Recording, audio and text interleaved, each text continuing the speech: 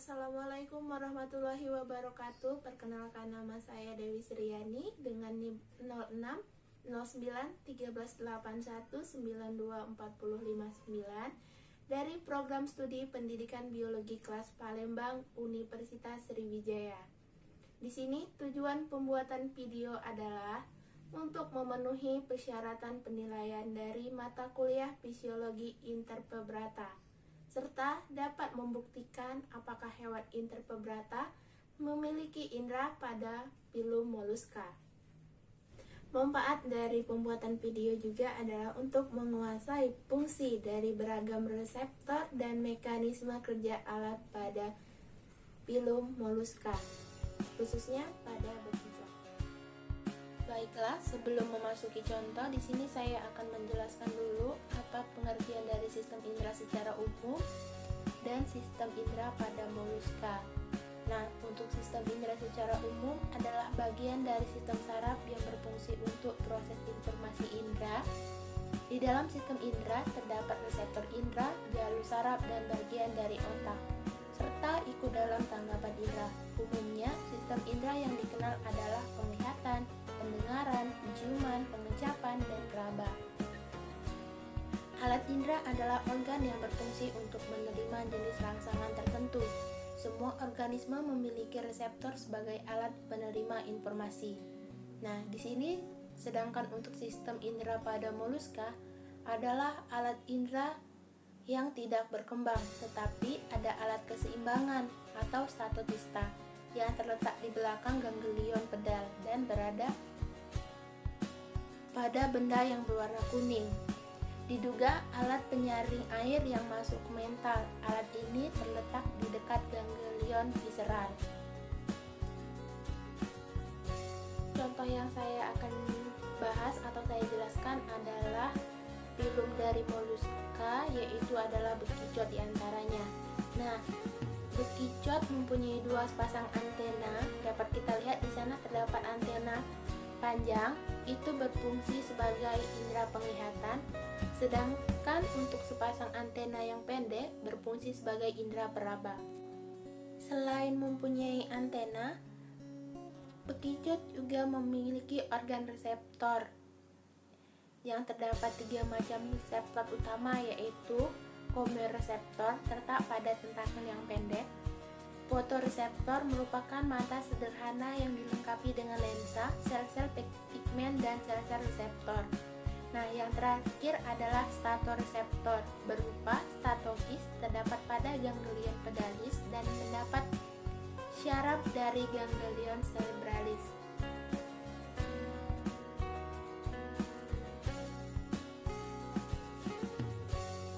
Baiklah, di sini saya akan menjelaskan reseptor pelindung tubuh. Di sini saya akan menjelaskan 2 poin. Yang pertama adalah pelindung pada moluska, yang kedua pelindung tubuh pada bekicot.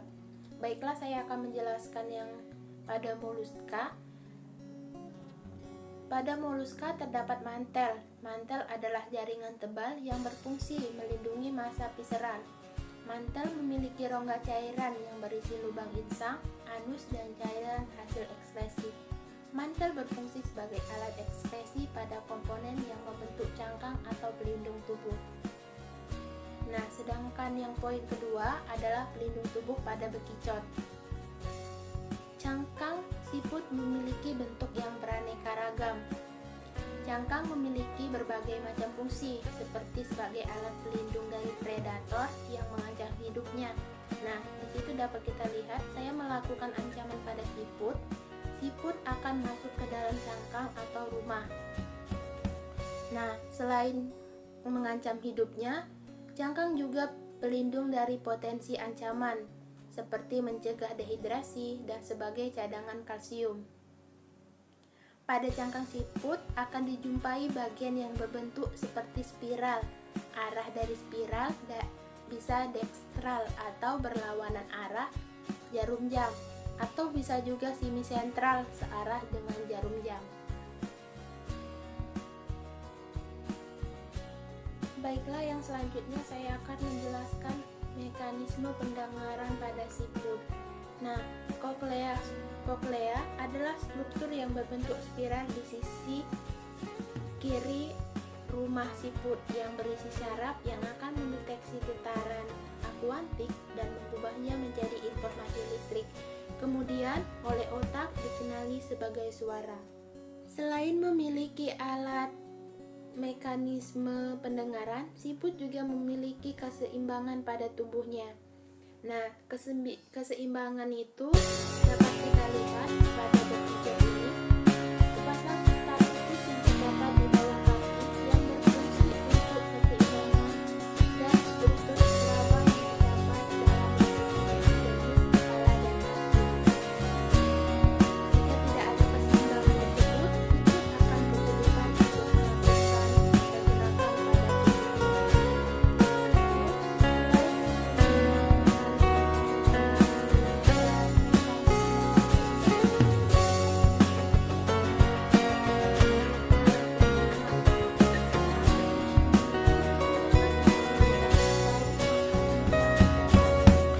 sekitar siput tersebut.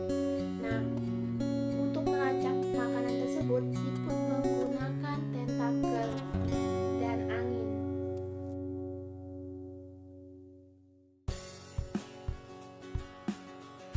Di sini yang saya akan jelaskan adalah respon dari seekor siput yang jika ditaburi dengan garam. Di situ dapat kita lihat terdapat lendir yang dikeluarkan oleh siput tersebut. Guna lendir itu adalah untuk mempermudah siput berpindah tempat dari tempat yang terdapat garam ke tempat yang tidak terdapat garam. Jadi dapat disimpulkan bahwa lendir yang dikeluarkan oleh siput adalah untuk mempermudah siput untuk melakukan perpindahan dari satu tempat ke tempat yang lain.